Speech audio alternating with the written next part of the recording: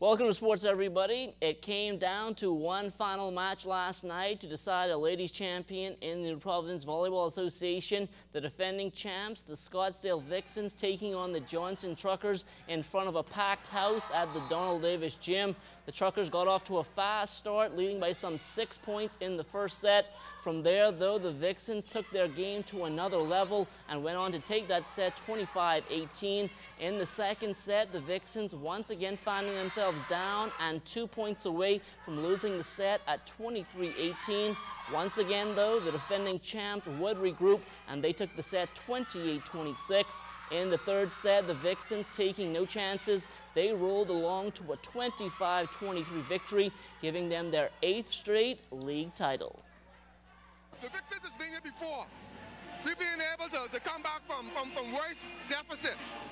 These girls play defense, and once they play in their game, it is very difficult to beat them. We fell down a little bit in the second and third games, but we played Vixens ball. I think we really played like a team today, and we went out today to prove that really you shouldn't speak before the game is over.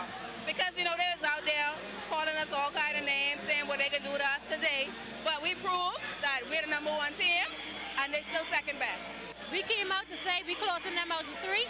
All season it was a battle, so we say 1, 2, 3, nasty. All through the season they were taping us and trying to copy our style, so we just had to make 1 or 2 adjustments and come out winners. We are champions, and we came out here to play like champions. I put up a YouTube video of Truckers coach talking to ZNS. Truckers coach said Vixens cannot play with the Truckers.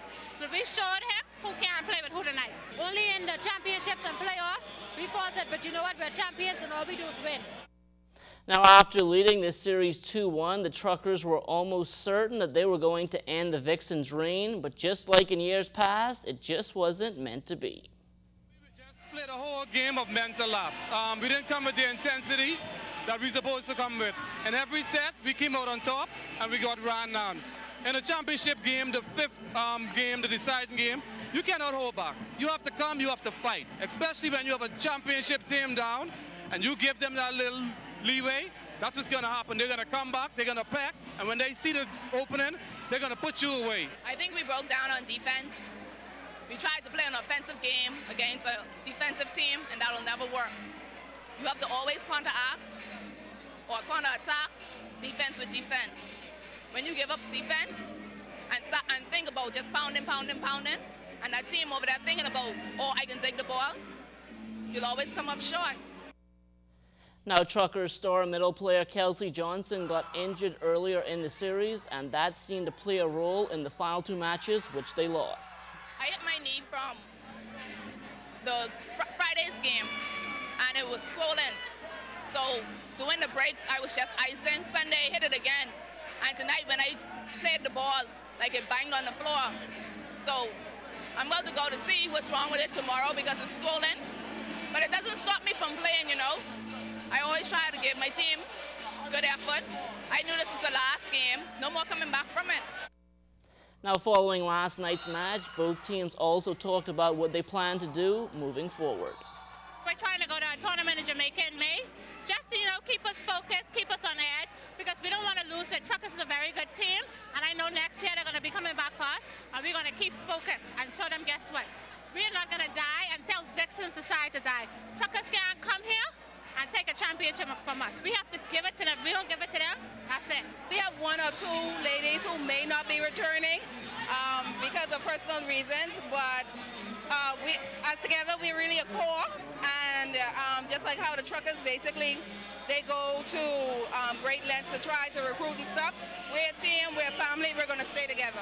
We're developing a good club, so we're going to do some tournaments, some international tournaments. Hopefully that'll give them the confidence and the exposure they need to be able to play when they put backs against the wall. What's next for that team? I said that I wasn't coming back, and after this again tonight, I don't think I'll be back. There's going to be a national in Freeport to assist with one of our association members whose house burned down in Freeport.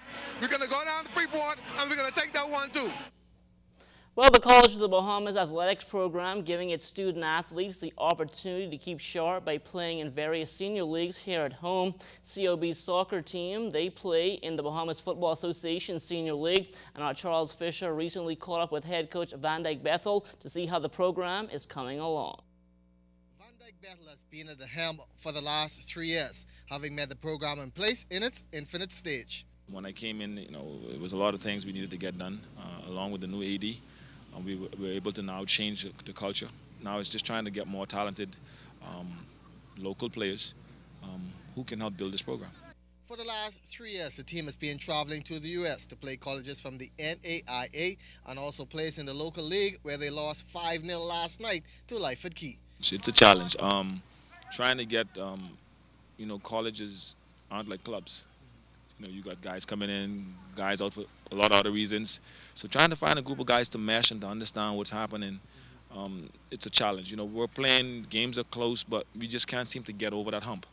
We just can't seem to find the guys with the right mentality to understand that we need to be able to win individual battles, but do things that will help the team to win. So we're struggling in those areas, but hopefully, I'm patient, and I understand that, we want results and we want the winning results, but everything takes time. The talent is there, claims Bethel, but he needs more to get to the next level. Effort for me would be a great thing.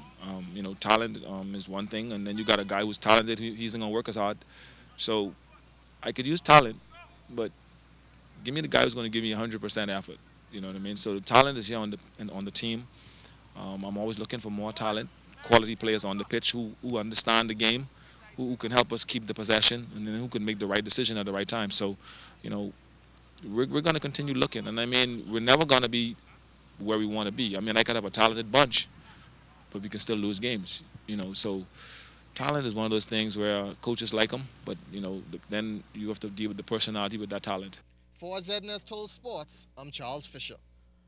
All right, thanks a lot, Charles. Well, we told you last week that Bahamas Star Gymnastics held its own at the Tampa Bay Turners 2012 Invitational in Florida. For Kianna Dean, it was an opportunity to improve on past experiences. With the competition before this, the Atlantis Crown, we did look at our scores, and I think that affected us. Like, if you did bad on an event, then the next event, you kind of messed up because your confidence level was down. And this competition in Tampa, we were not allowed to look at any of our scores, and I found that a lot helpful, well, very helpful, because we weren't, like, you just know what you did, and you just say, okay, this is my best, I did my best, and you move on to the next event. The judges on the event that you're going on don't know what happened on the event previous to what you did, so it was a lot easier when you don't look at your scores because your confidence level is up, and I found I did a lot better. Well, the 2012 Anglican Sports Festival will take place in Grand Bahama, February 9th through the 12th. Director of Education for the Anglican Schools, Dr. Judith Tynes-Jones, was recently in the nation's second city to finalize plans for the event. We are looking forward to coming here to Freeport. We have our school in Exuma, St. Andrew's Anglican School coming, St. John's, and St. Anne's in New Providence. They're all merging on to Freeport for those days, where we'll be looking at not just sports, but also elocution, cheerleading, the bands, the choirs. It's just going to be a wonderful experience. We're still looking for sponsors for this event, so if you're an old scholar of any of our Anglican schools, please come out and join us and support us. Now, as you would have just heard, the St. Andrew's Anglican School from Exuma will be a part of the sports festival, and they are ready to go, according to Principal Neveline Roll. We have been waiting for the past 6 years for this festival, and the students are practicing on the beach. They're running in the sand, and they're swimming in the sea and the pool, of course. And we have children from ages 6 through 18 that will be coming. In fact, our contingent will be in the region of about 55 children. And they're really looking forward to coming down to hunt down the warriors, slay the green giants, and swim through the blue waves. Well, the Bahamas Youth Football League back on the gridiron this past weekend in Grand Bahama. The Steelers and West End Blue Marlins going head-to-head with first place in the standings on the line. And when all the smoke had cleared, it was the Steelers coming out on top with bragging rights, winning 22-12. I get my hands off the West End. West End is a great team, great coaches. You got a good head coach, and it was a hard game to win.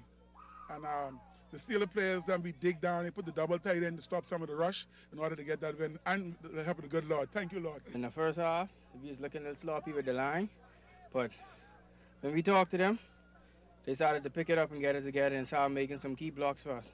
That's how we put some points on the board. I still consider us the best team out here. We're the team to beat, and everybody will tell you that. You know, we just got to play within ourselves. We're making a lot of mental mistakes, and that's what kills you. So as soon as they get to control themselves, their anger, and play inside themselves, we'll be fine. And that will do it for sports.